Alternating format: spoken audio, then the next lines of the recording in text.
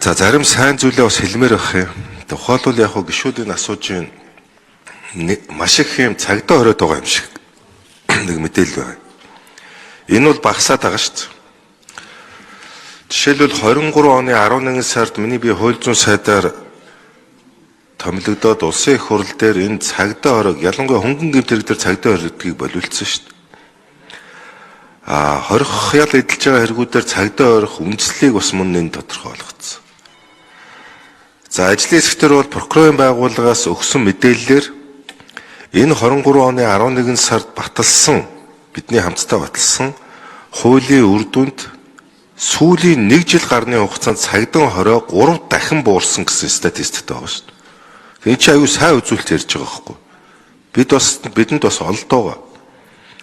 Тэрс бүгдийг хорж мөрдөд байгаа гэсэн юм байхгүй. Харин улс төрчтэй энэ ойр хүмүүс харин цагдаа хорихоос зайлс хийж байгаа асуудлууд бол харин байна.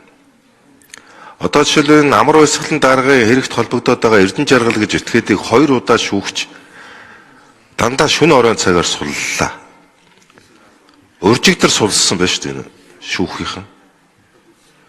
Тэгээ мөрдөн шалгах ажиллагаа саад хүчрүүлээд байгаа байхгүй. Гол хэргийн холбоотнуудыг өөрөө одоо Монголд байна уугүй юу? Манай амар уйсгалын дарга хэлэр гараа авчихсан уу?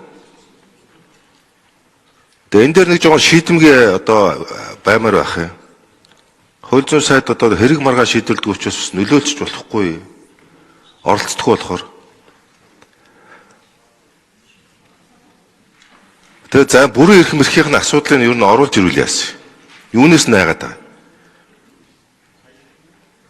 Төтгөл зүйлээ шалгая л да. Саад болоод байгаа бол.